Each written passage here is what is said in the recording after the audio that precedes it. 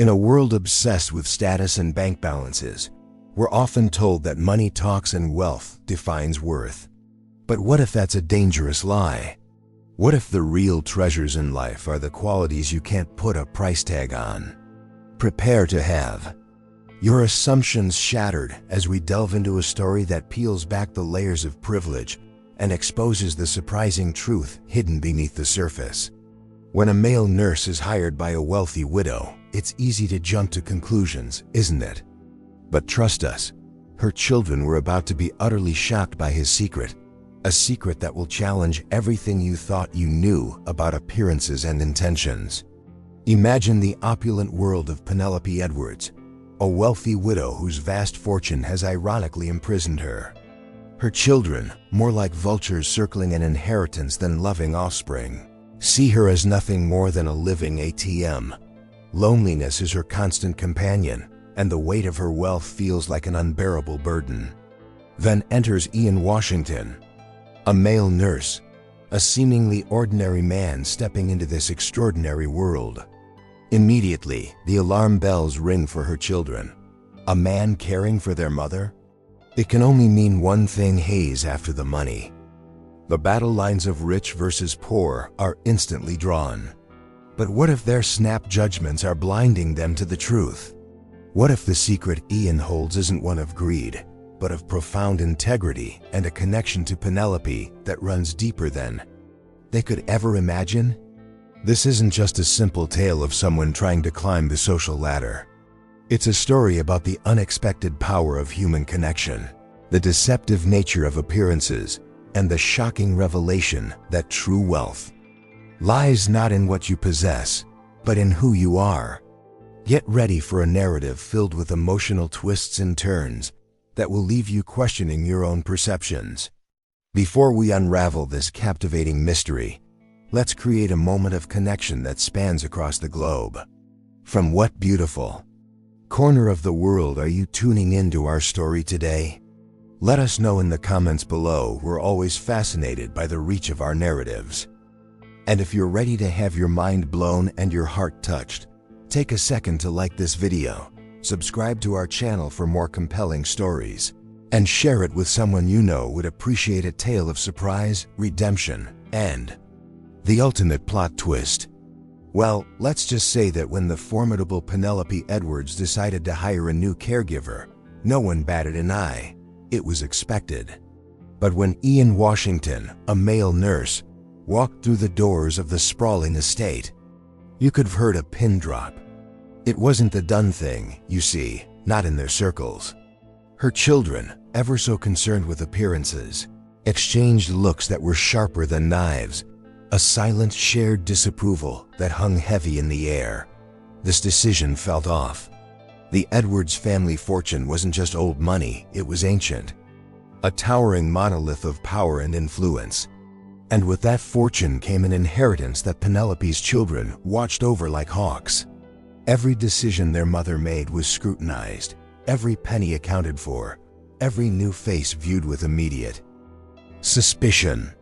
A male nurse wasn't just unusual in their eyes, it was a potential threat, a wild card in their carefully managed game. The battle of rich versus poor had begun before a single word was spoken. For them, a caregiver was meant to be invisible, a quiet presence that fetched tea and fluffed pillows without fuss.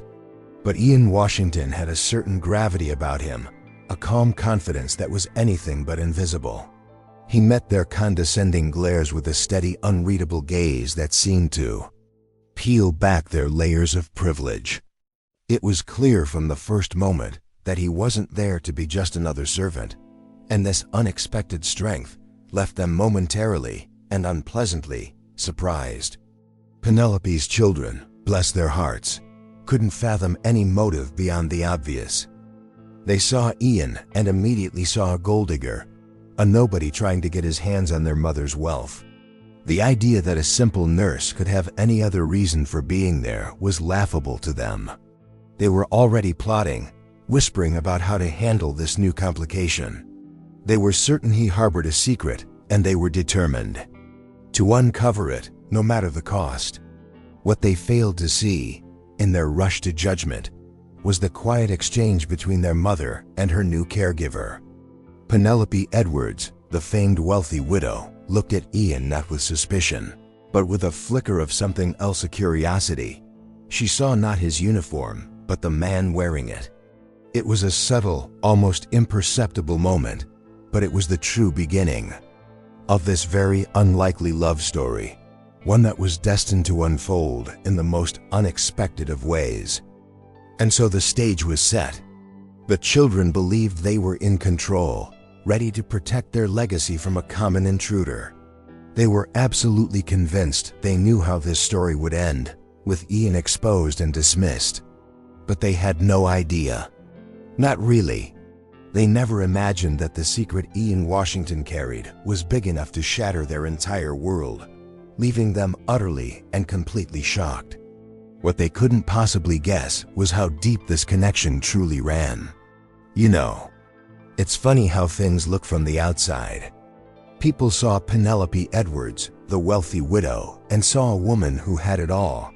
But from the inside, oh honey, that grand mansion was nothing more than a gilded cage. Each day was a perfect replica of the last, silent, orderly, and breathtakingly lonely. The only sounds that punctuated the quiet were the ticking of antique clocks, each tick a reminder of a life slipping away, unlived and uncherished by those who should have held her dearest. Her children's visits weren't moments of connection, they were business meetings disguised as family duty. They'd breeze in, smelling of expensive perfume and ambition, their eyes scanning the room, assessing the value of objects they already considered their own.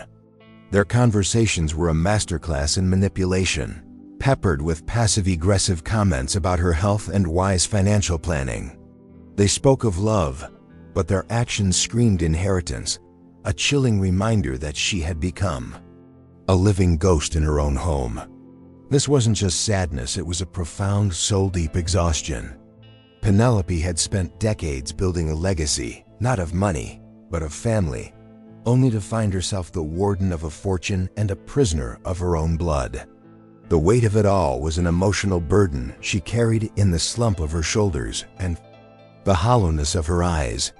She felt like a forgotten relic, a placeholder matriarch waiting for her final curtain call so the real show, the division of her assets, could begin. It's a classic tale, isn't it? The curse of the rich versus poor, but played out within a single family. Her children were rich in dollars but bankrupt in spirit, while Penelope, surrounded by immeasurable wealth, felt utterly impoverished in the ways that truly mattered. She yearned for a simple, genuine conversation, one that didn't have a hidden agenda or a financial motive attached. She craved a moment of real human warmth, a spark of life in the sterile museum she called home. She would often sit by the window, watching the world go on without her, a silent observer of a life she was no longer a part of. The loneliness was a physical presence, a cold companion that sat with her at the dinner table and tucked her into bed at night.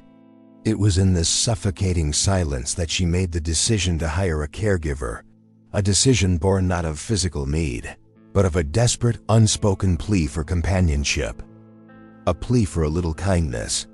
And so, as Ian Washington stepped into this world of silent suffering and gilded emptiness, he wasn't just stepping into a new job. He was stepping into the heart of a quiet tragedy, a deeply personal and heart-aching drama unfolding behind closed doors. He had no idea that his presence was about to become the catalyst for a revolution, an unexpected tremor that would shake the very foundations of the Edwards dynasty. What could one man do in such a place? When Ian Washington arrived for his first day, he didn't make a grand entrance. He was just there. Dressed in simple, practical scrubs, he carried a small bag and an aura of profound calm. He wasn't intimidated by the marble floors or the priceless art hanging on the walls. He was a professional, a nurse there to do a job, and his focus was solely on the person he was hired to care for, Penelope Edwards. His quiet demeanor was a stark contrast to the loud, entitled energy of her children. They, of course, descended upon him almost immediately. It was like watching predators circle their prey. They didn't introduce themselves, they issued orders. Her tea must be at this exact temperature. You will address her only when spoken to. Your duties do not include conversation. They treated him not as a healthcare professional, but as a piece of furniture that had suddenly appeared in their house, an object to be managed and controlled, reinforcing the grim reality of the rich versus poor divide. Ian took it all in stride. He simply nodded, his face a mask of polite professionalism, but his eyes missed nothing. He saw the way they spoke down to their mother, the subtle dismissals, the casual cruelty veiled in concern. He saw how they looked right through him, their gazes filled with a disdain reserved for those they considered beneath them. He was, in their minds, an insignificant cog in their vast machine, easily replaceable and utterly unimportant. They were about to learn how wrong they were. The air was thick with their arrogance. They saw his simple uniform and made 1,000 assumptions, none of them kind. He was poor, he was uneducated, he was desperate. They couldn't possibly imagine a world where someone would choose to be a nurse out of passion or calling. In their gilded reality, every job was just a stepping stone to more money and power. To be a caregiver was to be at the bottom of the food chain, a position to be exploited, not respected. It was in this initial hostile encounter that the first seeds of an unexpected alliance were sown. Penelope watched from her armchair, silent but observant. She saw their contempt, and she saw Ian's quiet dignity in the face of it. For the first time in a long time, someone had entered her home who wasn't trying to impress her or manipulate her. He was just there to help, and in that moment, she felt a flicker of something she hadn't felt in years' hope. But her children felt something else: victory. They believed they had put the help in his place, establishing their dominance from the outset. They thought the matter was settled, that Ian Washington would be another in a long line of employees who learned to keep their heads down and their mouths shut. They had no inkling that this quiet, unassuming man was about to become the most significant person in their mother's life, a development that would feel like the ultimate betrayal. The days that followed fell into a new rhythm. The children would call, their voices crisp and businesslike, their conversations orbiting the familiar black hole of the inheritance. They'd ask about her health, not out of concern, but as a way of gauging her longevity, their questions like tiny, probing needles. They were ticking boxes on a checklist of filial duty, their affection a hollow performance. Penelope would end each call feeling colder and more alone than before, the silence of the house rushing back in to swallow her whole. But then there was Ian. He didn't just administer medicine, he administered presence. He'd sit with her in the sunroom, not filling the silence with empty chatter, but allowing it to breathe. And slowly, tentatively, Penelope began to fill it herself. She started to talk, telling him stories of her late husband, of her childhood, of the woman she used to be before she became the wealthy widow. He listened, truly listened, with an attentiveness that was a balm to her lonely soul. This simple act of kindness was more potent than any medicine. Ian didn't want anything from her. He wasn't angling for a better position or a slice of her fortune. He just saw a person, not a bank account.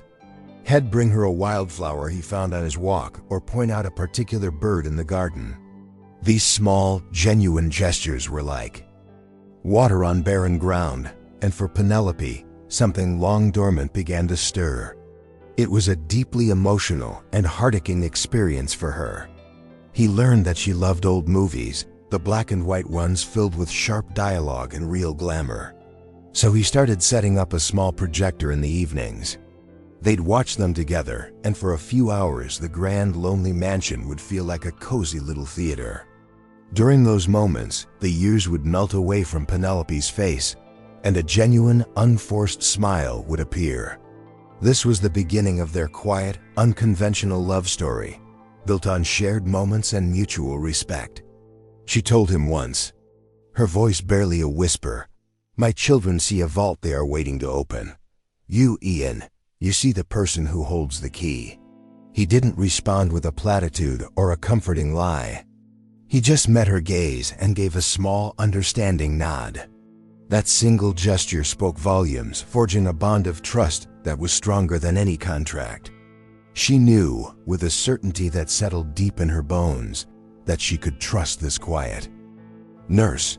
And as this gentle friendship blossomed, the atmosphere in the house began to shift. It was subtle, a change in the air that only the most sensitive would notice. But Penelope felt it. She was starting to remember who she was. The kindness Ian showed her wasn't just a comfort, it was a mirror, reflecting the strength and spirit she thought she had lost forever. But how would her children react when they noticed their mother was no longer just a passive placeholder in their plans? It didn't take long, of course. Penelope's children had a sixth sense for anything that might disrupt their carefully laid plans. They noticed the change in their mother during their weekly check-in calls. There was a new lightness in her voice, a spark of defiance they hadn't heard in years. She started questioning their financial suggestions, pushing back ever so slightly. And they knew, with the cold certainty of the truly greedy, that this change had a name: Ian Washington. The nurse. Their visits became less about the pretense of family and more like interrogations. They'd watch Ian like hawks, scrutinizing his every move, twisting his every act of kindness into something sinister. When he'd bring Penelope her tea, they'd mutter just loud enough for him to hear, "I hope you're not putting anything extra in there." They started referring to him as the manipulator, a predator who had charmed his way into their mother's life for one reason and one reason only. The accusations started as whispers and quickly escalated into outright confrontations. "Mother, you have to be careful," her daughter would say, her voice dripping with fake concern. "These people are experts at preying on the lonely. He's telling you what you want to hear because he knows you're a wealthy widow." They painted a picture of Ian as a master con artist, patiently waiting for the perfect moment to strike, to isolate Penelope and gain control of her fortune. The rich vs. poor narrative was their favorite weapon. They couldn't comprehend the bond they were witnessing because it wasn't transactional. In their world, every relationship was a negotiation, a power play. The idea of a genuine, emotional connection between their mother and an employee was not just unlikely, it was impossible. Therefore, there had to be a secret agenda, a devious plot unfolding right under their noses. Their suspicion became an obsession, poisoning the air in the once sequient mansion. Penelope, however, was no longer the frail, passive woman they were used to. Each accusation they hurled at Ian only seemed to strengthen her resolve to protect him. She saw their fear, not for her well-being, but for their inheritance. She saw their suspicion for what it was, a reflection of their own dark, materialistic hearts. The more they attacked Ian, the more she saw his true worth, and the more she realized how bankrupt her own children were. They began to actively search for proof of his treachery. They checked his references again, ran background checks, and even went through his belongings when he was out of the room. They were desperate to find something, anything, to validate their fears and get rid of the nurse for good. They were convinced they were on the verge of exposing his big secret. Little did they know, the real drama, the real plot twist, was just about to begin. The family dinner was supposed to be a show of unity, or so her son claimed. In reality, it was an ambush. They sat at the long polished mahogany table, the air thick with tension and the clinking of silverware.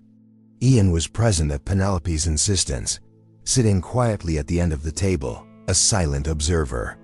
The children ignored him at first, choosing instead to discuss their latest acquisitions and vacations, a deliberate display of their wealth and status. It was a classic rich versus poor power play. Then, her son, with a smug smile, turned his attention to Ian. "So Ian," he began, his voice dripping with condescension, "tell us what it's like." You must have so many thrilling stories from your adventures in nursing." He then launched into a tirade, mocking the profession, calling it glorified babysitting and insinuating that it was a job for those who couldn't make it in the real world. He humiliated Ian in front of everyone, expecting his mother to sit by silently, as she always did. But something snapped in Penelope that night. A fire, long dormant, roared to life in her eyes. She slammed her hand on the table, the sound echoing through the silent dining room, making everyone jump. "That is enough," she said, her voice low and trembling with rage. Everyone stared, completely shocked. Penelope Edwards, the quiet, compliant matriarch, was fighting back. It was a surprise so profound it felt like the world had tilted on its axis. "This man," she continued, her voice gaining strength as she pointed a finger at a stunned Ian, "has shown me more decency and kindness in the past few months than you have shown me in the past 20 years. She turned her furious gaze back to her. "Son, you mock his profession, but you know nothing of hard work or compassion. You only know how to take. He knows how to give." The words hung in the air, sharp and undeniable, a declaration of war. The children were speechless, their faces a mixture of shock and indignation. They had expected to isolate Ian, to finally drive a wedge between him and their mother. Instead, they had pushed her directly into his corner. In their attempt to prove he was a manipulative outsider, they had only succeeded in revealing the true nature of their own hearts. For the first time, the battle lines were clearly drawn, and they were on the wrong side. Penelope stood up, her posture regal and defiant. "Ian is my guest and my friend. He will be treated with respect in this house. If you cannot manage that, you can leave." The finality in her tone was absolute. As her children sat there, stunned into silence, Penelope and Ian exchanged a brief, powerful look. A new alliance had been forged in the fire of that confrontation, a partnership that was about to change everything. And they were still so blissfully unaware of Ian's real secret. In the aftermath of the disastrous dinner, a new clarity settled over Ian Washington. He had always been observant, but now he was watching with a specific purpose. He wasn't just Penelope's nurse anymore. He felt a sense of duty to protect her, not just physically, but from the emotional and financial predators in her own family. He started noticing things, small inconsistencies that most people would overlook, but to his trained eye, they were red flags waving in a hurricane. He saw unpaid bills for household maintenance tucked away in drawers, for things her son was supposedly handling. Head over here snippets of phone calls where her daughter would casually mention a short-term loan from Penelope's account that was never discussed again. There were investment statements with unusually low returns, signed off with a forged, shaky imitation of Penelope's signature. It was a slow, insidious bleeding of her resources, disguised as loving assistance. With the quiet discretion that defined him, Ian began to document everything. He started a private journal, noting dates, times, conversations, and discrepancies. He took pictures of the overdue bills and questionable documents with his phone when no one was looking. He wasn't being nosy, he was building a case. He knew that if he ever had to expose this, he couldn't come forward with vague suspicions. He needed cold, hard proof. This was his own little secret mission. He did it all with a heavy heart. He saw how much Penelope wanted to believe in the goodness of her children, even as they were subtly betraying her trust. He knew this information, when revealed, would cause her immense emotional pain. It's a terrible thing to realize that the people you love are taking advantage of you. But he also knew that the truth, however painful, was the only thing that could set her free. The steady siphoning of her inheritance had to be stopped. His investigation was a dangerous game. If the children discovered what he was doing, they wouldn't hesitate to ruin him. They would paint him as the villain, the one trying to sow discord for his own financial gain.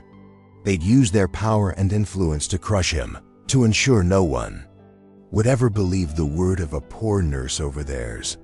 He was acutely aware of the risk he was taking, the classic struggle of rich versus poor playing out in the shadows. But every time he looked at Penelope, at the returning light in her eyes and the strength in her voice, he knew he had to continue. He was uncovering a secret far more damaging than any lie they could accuse him of. He was uncovering the truth of their greed. And he had a feeling that he would need this evidence, this secret file of his, much sooner than he thought. The tension in the house was escalating, building towards an inevitable confrontation. The gardens of the Edwards estate, once just a pretty backdrop to Penelope's lonely afternoons, became her sanctuary. Every day, she and Ian would walk, side by side, along the winding stone paths. At first, she needed the support of his arm, her steps hesitant. But as the days turned into weeks, her pace grew stronger, more confident. It was as if she was literally walking away from the frail, passive woman she had become, one step at a time. This was her path to redemption. Their conversations were her true medicine. With Ian, she didn't have to be the wealthy widow or the family matriarch, she could just be Penelope. They talked about everything and nothing: books, art, the changing seasons, their dreams. He treated her not as a patient to be managed, but as an equal, a friend. This simple, profound kindness was rewriting the narrative of her life, replacing the emotional neglect of her children with genuine human connection. She started to laugh again, a real, hearty laugh that echoed through the rose bushes. She began to take an interest in the world again, asking Ian to bring her newspapers and magazines, eager to discuss current events. The long-suppressed spirit of the sharp, witty woman she once was began to resurface. It was a powerful transformation, a quiet rebellion of the soul. She was remembering her own worth, a treasure far greater than any financial inheritance. This newfound strength started to manifest in other ways. She began to question her son's management of her finances more directly, no longer accepting his vague, dismissive answers. She started making her own decisions about the household, small at first, but significant. She was reclaiming her territory, both physically and metaphorically. The quiet queen of the castle was slowly but surely taking back her throne, much to the unspoken horror of her children. Ian watched this transformation with a deep sense of pride and affection. He knew his role was that of a catalyst. He wasn't saving her, he was simply creating a safe space for her to save herself. Their bond deepened with every shared walk and every conversation. It was a pure, heart-aching connection that transcended their roles of patient and nurse. It was the slow, beautiful bloom of a late-in-life love story, unexpected and all the more precious for it. Of course, this rising tide of independence did not go unnoticed. Her children saw their control slipping through their fingers like sand. Her strength was a direct threat to their comfortable arrangement. They couldn't understand its source, but they knew who to blame: Ian Washington. They saw him as the puppeteer pulling the strings, not realizing he had simply handed the strings back to Penelope herself. Their fear was about to curdle into something far more dangerous. The children's panic festered into a venomous plot. They couldn't defeat Ian with words, as Penelope now saw right through their hollow concerns. They couldn't find any dirt on him through their half-hearted investigations. So they decided to create their own dirt. If they couldn't prove he was a thief, they would simply make him one. It was a cruel, desperate plan, born from the terror of losing control over their mother's fortune, the ultimate expression of the rich versus poor war they had been waging. The plan was as simple as it was evil. Her daughter would misplace a valuable diamond brooch, a family heirloom. She would make a great show of searching for it, growing more and more hysterical. Then, at the height of the drama, her brother would suggest a search of the staff's quarters, his gaze landing pointedly on Ian. It was a classic setup, a plot twist they were writing themselves to ensure a tragic ending for the unsuspecting nurse. They chose the brooch carefully, an item with enough sentimental and monetary value to cause a true scandal. They imagined the scene with glee, the discovery of the stolen item in Ian's modest room, his protests of innocence drowned out by their righteous accusations. They pictured their mother's face, heartbroken and betrayed, finally forced to see the truth they had been pushing all along. They believed this would be the final, undeniable proof that he was a common criminal. It was a new low, even for them. The act of framing an innocent man didn't seem to bother them in the slightest. In their minds, Ian Washington wasn't a real person with a life and a reputation. He was an obstacle, a problem to be removed. The thought of him being fired, arrested, and humiliated brought them a sense of grim satisfaction. It was, in their twisted view, a necessary evil to protect their future, their rightful inheritance. They waited for the perfect moment to execute their plan, a day when Penelope was feeling particularly vulnerable, perhaps after a difficult doctor's appointment. They wanted to strike when her defenses were down, to maximize the emotional impact of their betrayal. They coordinated their actions via text messages, their conspiracy a cold, digital affair, completely devoid of conscience or compassion. They were so sure of their cleverness, so certain of their success, but they made a critical error in their calculations. They were so focused on their own devious scheme that they failed to notice the dramatic shift in their primary target. They were still treating their mother like a fragile pawn on their chessboard, completely underestimating the powerful queen she was becoming. They were about to set their trap, not realizing that their intended victim had already been one step ahead of them the entire time, preparing a surprise of her own. The day the children chose to spring their trap began like any other. The daughter was practicing her distraught look in the mirror, the brooch tucked away in her pocket, ready to be planted. The son had already rehearsed his speech about the unfortunate but necessary need to search Ian's room. They were ready. What they weren't ready for was their mother calling an impromptu meeting in the library, her voice on the phone carrying new, non-negotiable tone of command. They walked in to find Penelope sitting behind her late husband's large oak desk, a place she hadn't sat in for years. Ian stood quietly a few feet behind her, not as a nurse, but as a silent guard. On the desk, in front of her, was a stack of papers. The air was electric. This wasn't the library of a frail, elderly woman. It was the war room of a CEO about to stage a corporate takeover. The children exchanged a nervous glance. This wasn't part of their plan. "I've been reviewing my finances," Penelope began, her voice steady and clear, cutting through the silence. "And have noticed a number of discrepancies." She looked directly at her son, her gaze as sharp as glass. "So I've made a decision. As of this moment, your power of attorney is revoked. I am taking back full and complete control of all my assets and financial affairs. My lawyer will be in touch with you to finalize the transfer." The surprise was so profound it was almost comical. Her son's jaw literally dropped. Her daughter let out a small, strangled gasp. They were utterly, completely shocked. This was a plot twist they could never have anticipated. Their mother, the woman they had managed and manipulated for years, was cutting their strings. The power they had wielded over the vast Edwards inheritance was gone, evaporating in a single, stunning announcement from the wealthy widow. Her son stammered, trying to regain his footing. "Mother, you don't understand what you're doing. You're not well."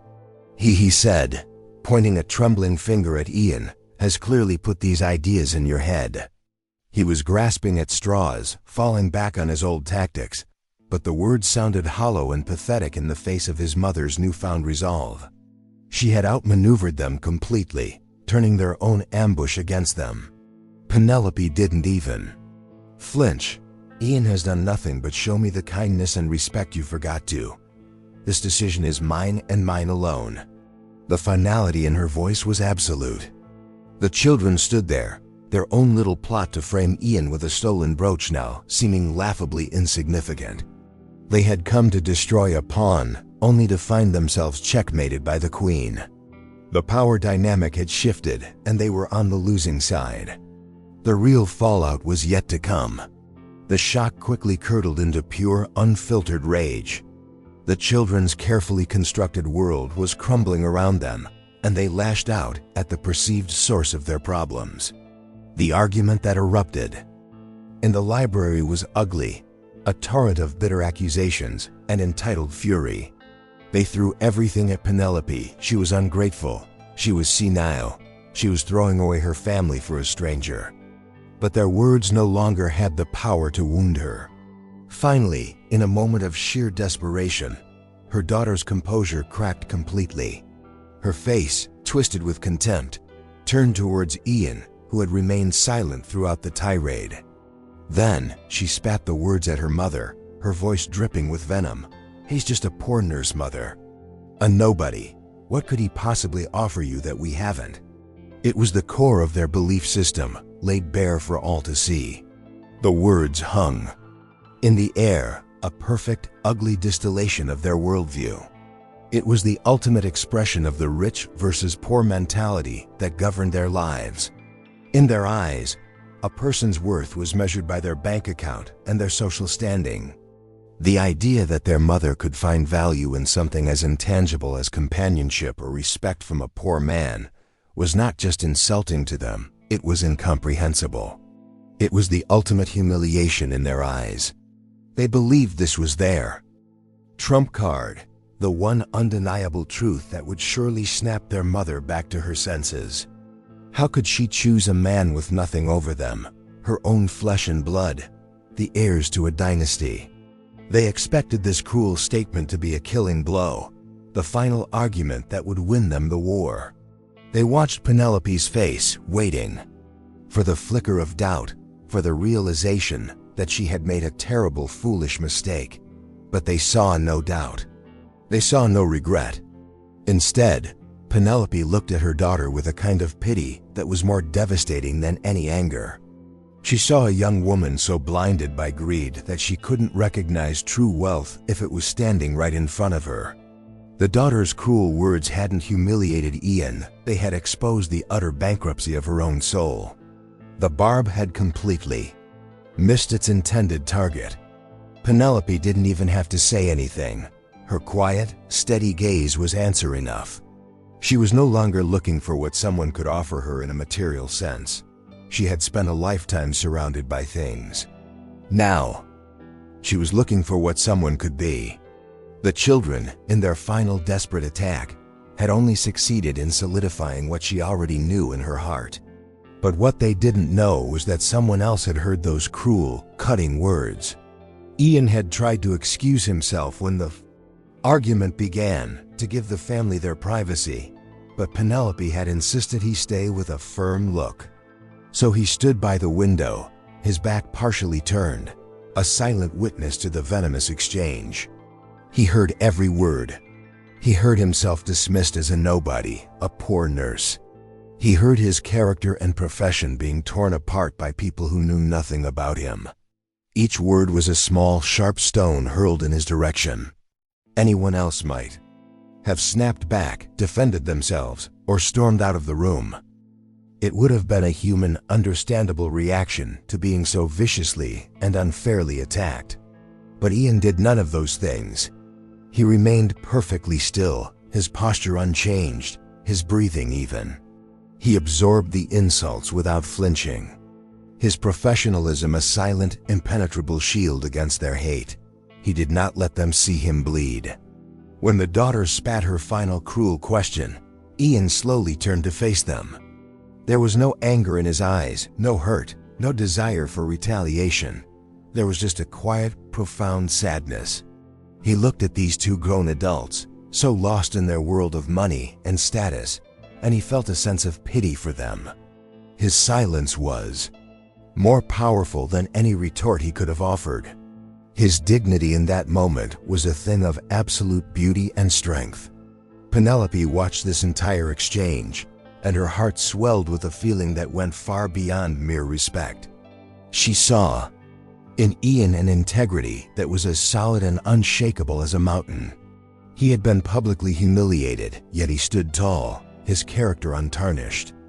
He possessed a richness of spirit that made her children's vast material wealth look like cheap, glittering dust. This emotional strength was the most attractive quality she had ever witnessed. The children, expecting a reaction, were baffled by his composure. They didn't know how to fight an enemy who refused to engage on their level. Ian's quiet dignity completely disarmed them, leaving their cruel words to echo foolishly in the silent room. They had tried to drag him down into the mud with them, but he simply refused to go. He had won the battle without saying a single word, purely through the force of his character. This moment was a turning point.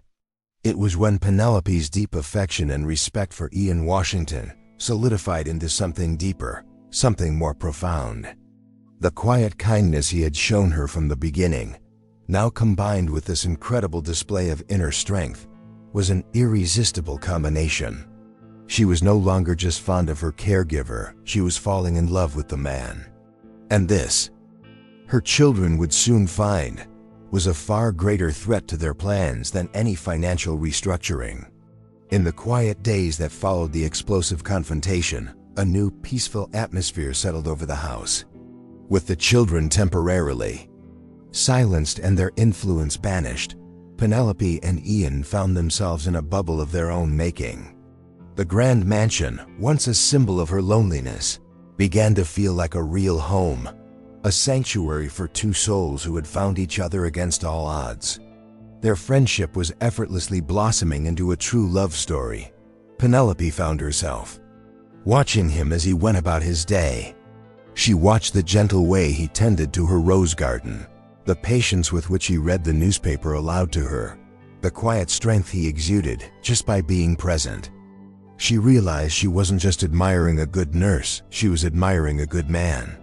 A man of substance and integrity, whose worth couldn't be measured in stocks or real estate. This was a heart-aching revelation for her. She began to understand that her entire life had been governed by a false definition of wealth. She had married into money, raised her children in it, and nearly been consumed by it. But Ian, with his simple clothes and his quiet dignity, was showing her what true riches looked like. It was in his unwavering compassion, his resolute honesty, and his deep well of kindness.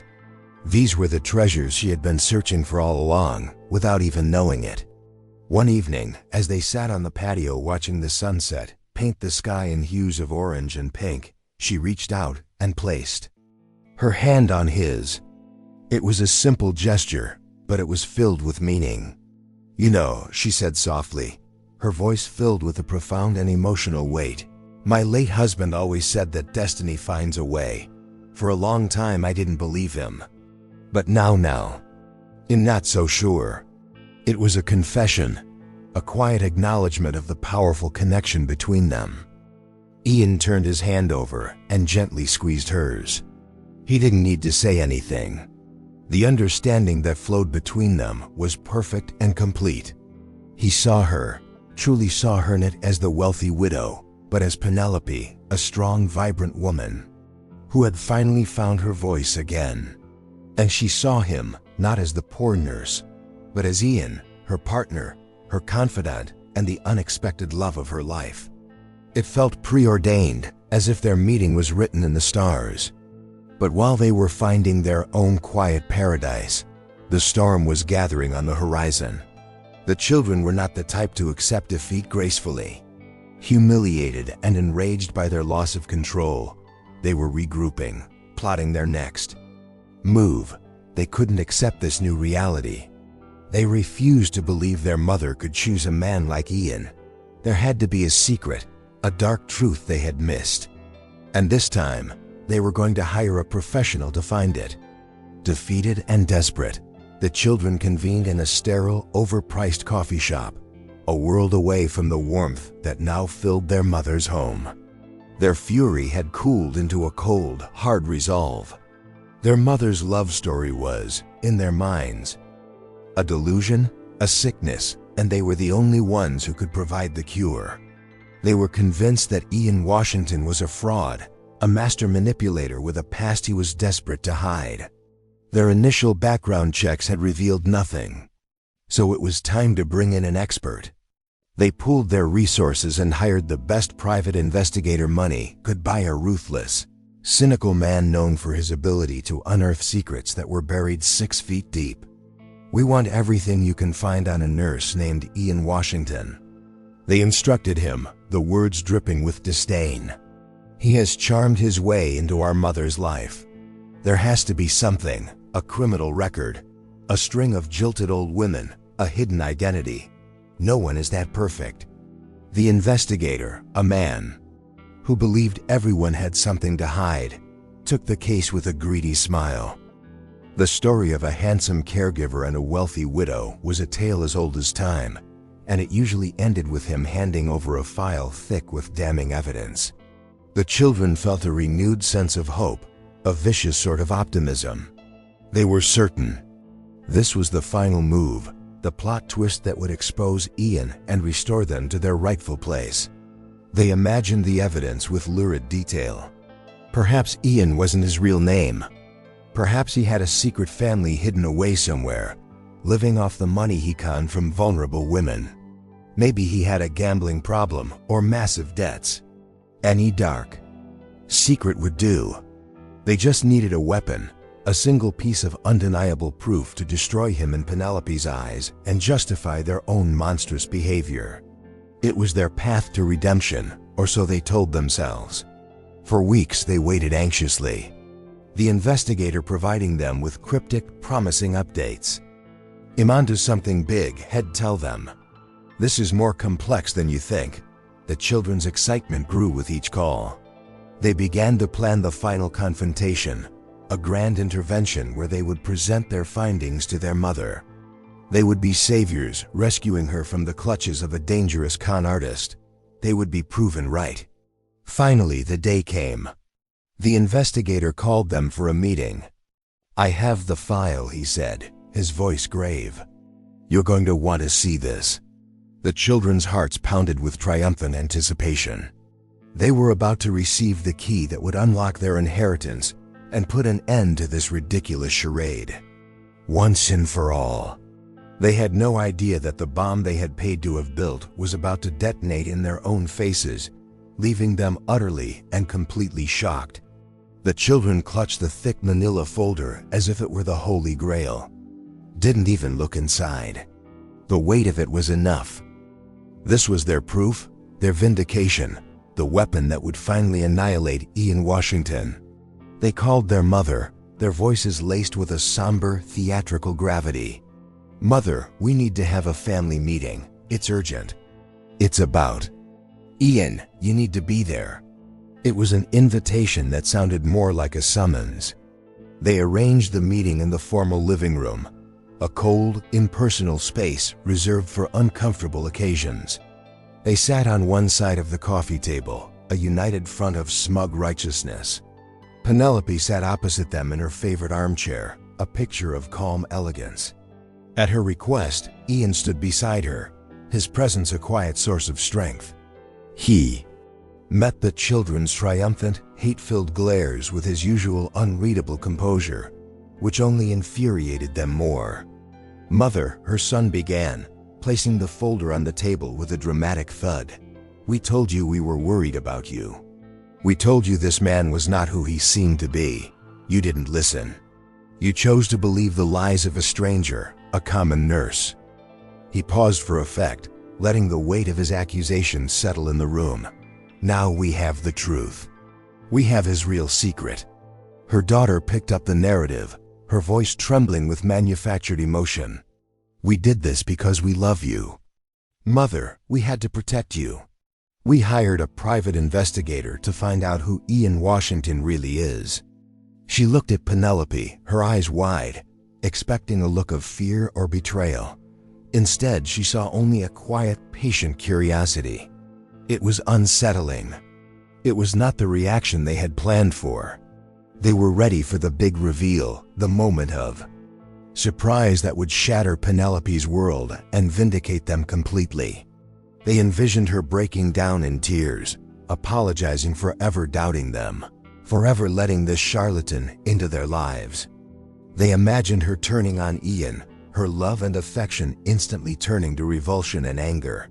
This was their moment of glory, the climax of their long and bitter struggle for control. With a flourish, the son opened the folder. "It's time for you to see the truth, Mother. It's time for everyone to see the monster you've let into our home." He prepared to read the first damning report, a smug smile already forming on his lips. They were so close to their victory, so certain of the outcome.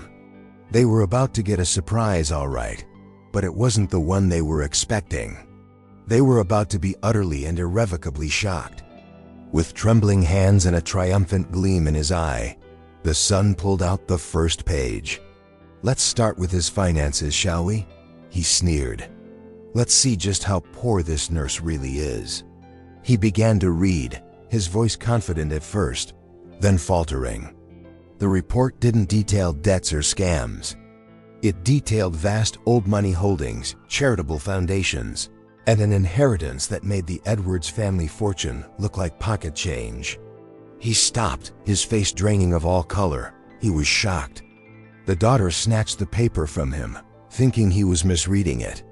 Her eyes scanned the page, her smug expression melting into utter disbelief. The report detailed that Ian Washington, far from being a nobody, was a renowned but deeply private philanthropist. He spent most of his time working incognito in roles where he could directly help people, using his immense wealth to quietly change lives. His work as a nurse wasn't a job, it was a vocation, a mission.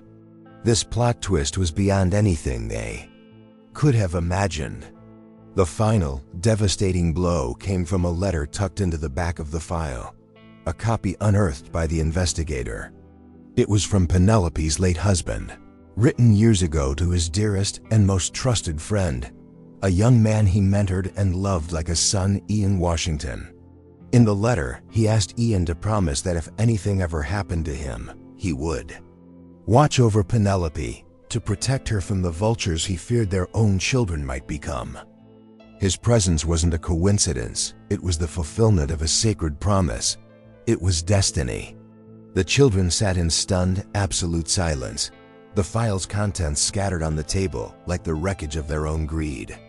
The secret was out, but it was Ian's secret honor, not his shame. Their ultimate weapon had backfired spectacularly, exposing not his corruption, but their own moral ugliness. The narrative of rich versus poor had been flipped on its head in the most stunning way imaginable. They had been humiliated by the very truth they paid to uncover. It was a beautiful, unexpected redemption for the man they tried to destroy. Penelope Edwards finally spoke, her voice calm and steady.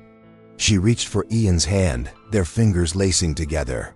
"My husband always knew," she said, looking not at her children, but at Ian, her eyes shining with love and gratitude. "He knew he was leaving me in the best possible hands. This wasn't just a budding romance anymore, this was a powerful, united front, a love story cemented by loyalty and a shared legacy of kindness." United, Penelope and Ian stood, a picture of quiet power and grace. They were in control, not just of their finances, but of their shared future. The children were left behind, small and insignificant, amidst the ruins of their own malicious scheme. The surprise wasn't just that they were wrong about Ian, it was that they had fundamentally misunderstood everything about wealth, loyalty, and love. The real inheritance, the one that truly mattered, had just been claimed, and it had nothing to do with money. What an absolutely stunning turn of events. A story that started in a cold, gilded cage of wealth and suspicion completely shattered our expectations. It wasn't just a tale of rich versus poor, it was a masterclass in the true meaning of value.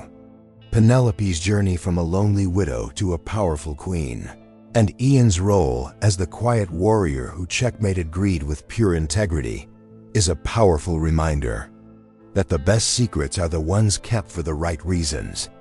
The children sought to expose a monster, but in the end, the only thing they exposed was the poverty of their own souls. Think about it for a moment.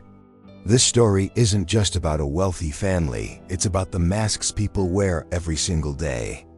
It challenges us to look past the uniform, the job title, or the bank account and see the character underneath. Who are the people in your life that society underestimates? Who possesses a quiet strength and kindness that money can't buy? This narrative forces us to question who the truly wealthy people are in our own worlds. Now we need to turn this comment section into a forum for justice. What was the single most satisfying moment for you? Was it the epic dinner scene where Penelope finally roared to life? Or was it the jaw-dropping moment of the final reveal, watching the children's smug faces crumble into dust? Tell us precisely what you think and if this ending delivered the perfect, heart-aching redemption you were hoping for. Your opinion matters here. Don't just be a passive viewer but part of this community. If this story lit a fire in you, smash that like button right now. It tells the algorithm that stories of integrity and justice need to be seen by more people. Subscribe and ring that notification bell with authority, because you do not want to miss the emotional roller coaster we have coming next. Finally, grab that share button and send this to the first person who comes to mind. Fuel our channel, because your engagement is what allows us to keep telling stories that matter.